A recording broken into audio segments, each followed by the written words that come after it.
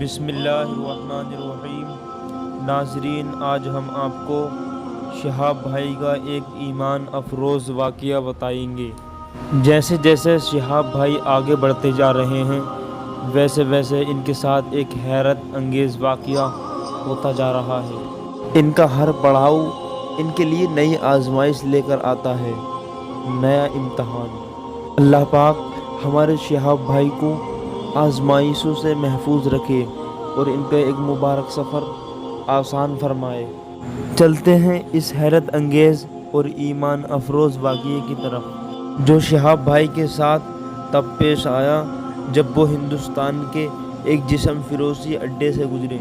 شام کا اندھیرا پھیلنے لگا تھا، ہر سو ایک خاموشی کا عالم تھا، جبکہ چرند پرند بھی اپنے اپنے گھونسلوں میں جانے لگے تھے اور گاؤں کے لوگ بھی اپنے اپنے گھروں میں مصروف ہو گئے تھے۔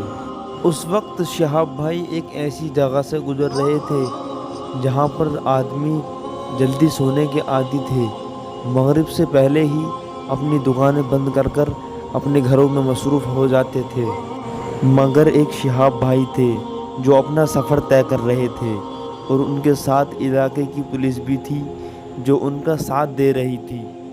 مگر آج شہاب بھائی کے ساتھ جو کچھ ہونے والا تھا انہوں نے کبھی زندگی میں سوچا بھی نہیں تھا۔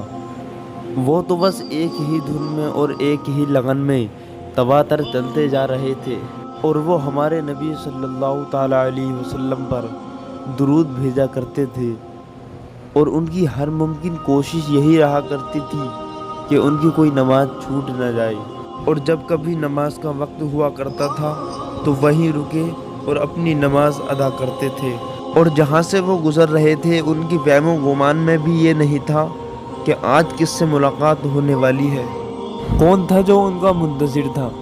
وہ کون تھے جو اپنی نگاہیں راہوں میں بچھائے ان کا انتظار کر رہے تھے؟ اس بات کی شہاب بھائی کو بالکل خبر نہیں تھی۔ وہ تو بس ایک بات کو ہی سوچا جا رہے تھے کہ مغرب کی نماز کا وقت ہو گیا ہے اور مجھے نماز ادا کرنی ہے، کہ اب انہیں نماز ادا کرنی تھی۔ وہ ایک پل کو رکے اور چاروں طرف نظر دوڑائی، اور اسی وقت ان کی نظر ایک در پہ پڑی، اور اس در کا دروازہ کھلا ہوا تھا، کیونکہ بارشوں کا موسم تھا اور کسی بھی وقت بارش ہو جایا کرتی تھی۔ لیکن جس گھر کے سامنے وہ رکے ہوئے تھے انہیں خیال آیا کہ اس گھر کا دروازہ کھلا ہوا ہے، کیوں نہ اس گھر میں ہی مغرب کی نماز ادا کر لوں۔